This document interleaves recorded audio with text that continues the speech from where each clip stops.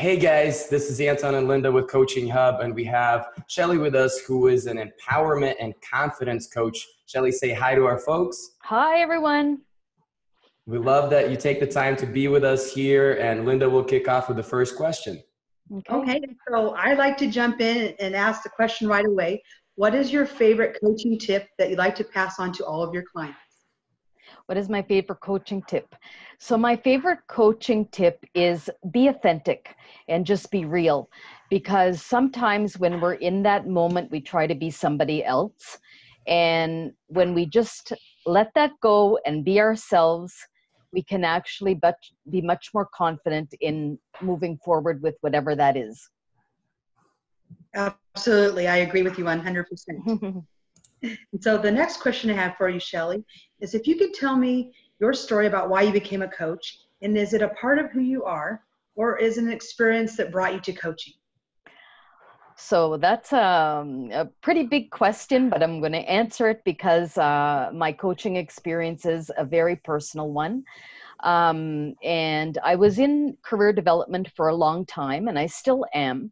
But in 2010, I paid a coffee forward to somebody in line, and that person ended up being a mentor of mine from LinkedIn.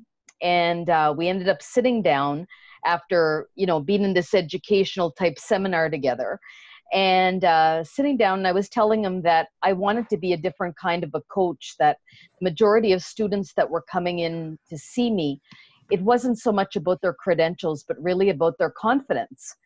And I started to tell him about my own experience on LinkedIn and how LinkedIn really helped me to find my voice. And so just talking to him and networking and telling him my story and my career goals, he said, well, since you paid a coffee forward, I'm going to have to pay you forward to some of the right people. And that's what happened. And I ended up actually getting the right training from LinkedIn, the behind the scenes LinkedIn training, which is actually what made the big difference for me. And then I said, something, I can use this to empower my students or my clients, because often we go from offline to online.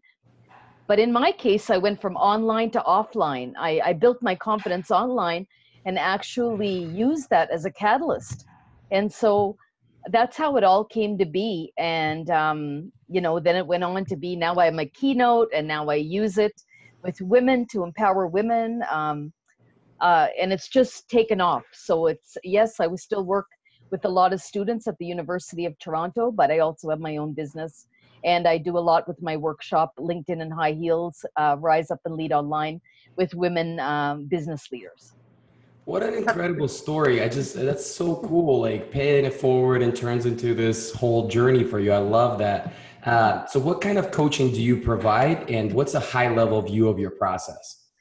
So I used to provide one-on-one coaching, but it's kind of morphed into something different because I love the whole idea of people learning from each other. And so it's kind of morphed into something more along the lines of group coaching. I do some online coaching, but I work a lot with either, could be women's groups or departments or executive type coaching, where employers would like to use LinkedIn to highlight their employees, or have employees actually team bond as a result of LinkedIn, or just allow their employees to express themselves, more so than they actually do. It's a great way to give kudos to the people that you work with. So it's kind of gone further. I also do a lot of keynotes and a lot of speaking engagements, all about confidence and how we can actually use LinkedIn to express ourselves and own our story, own our space, and own what we have to offer others. That's awesome. And I love how you do group coaching that, fits our model in Coaching Hub. We're trying to make it more accessible to folks, and some people can't afford one-on-one, exchanging hour for hour. So you're giving an opportunity for a lot of people at a lower barrier of entry to get help from you. So I absolutely love that. So the process you just described, right? That's the ship that carries people from point A to point B. What is that ultimate destination for your clients, and how do you know that they reached it? So I really want, so many traditional LinkedIn trainers, they tell you this is your this is your profile. They treat it like a profile. I don't treat it like a profile. I treat it like a story, and it's the most important story you're going to write in your life, the story of you. So I kind of break it up into different parts, anywhere from the visuals that we use as the cover page to our book, to the content in the book that people are going to read, to the branding statement, which is the title of your book, and to the references that people give you, which in fact are like book reviews when people actually like your story. So I kind of use the LinkedIn as a way to you to embrace that whole process. So anywhere from what you write, and then taking that whole entire story and using that to get people to actually know who you are. Because it's not, so for example, the majority of people that I work with, it's not about what they have to offer. They have the degrees, they have the background, and often in many cases they have the experience, but it's the confidence level that they don't have. So taking all of those other things they do have actually ends up being minimized because they don't have the confidence to put it forth.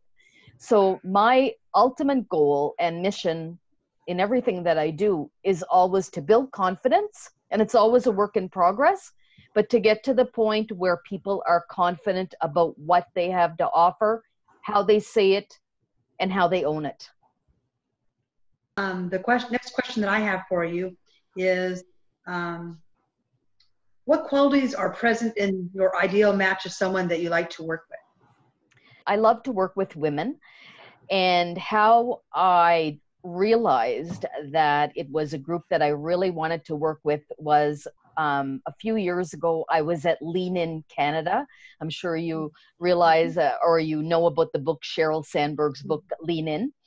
So I had read that book, and so when I found out there was a chapter in Toronto, a Canadian chapter, I went.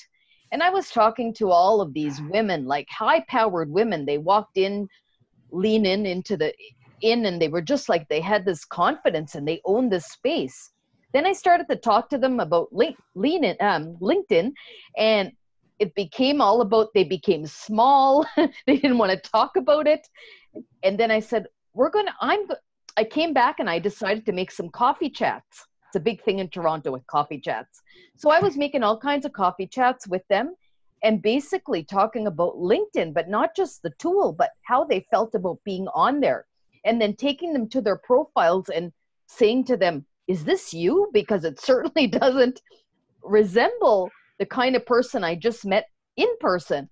And so this whole discussion ensued, and I realized that it doesn't matter who you are, what your title is, what kind of experience you have. You can have imposter syndrome, and it doesn't matter where you are in terms of your life experience, or even it just doesn't matter.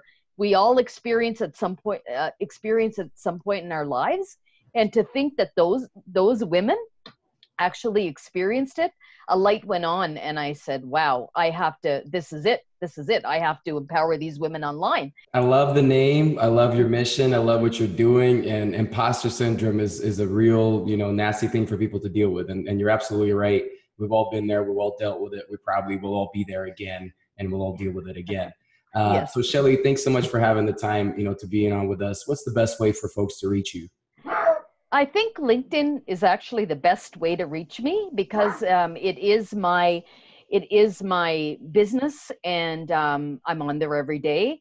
And I actually like meeting new people on LinkedIn, because once I get to know people on LinkedIn, I can pay it forward on LinkedIn. And that's a great way for me to build community. And I also have a website called linkedexpress.ca. So one word, Linked Express. And all my contact information is on there too. And it talks a little bit about my workshop and a little bit about my business and my mission.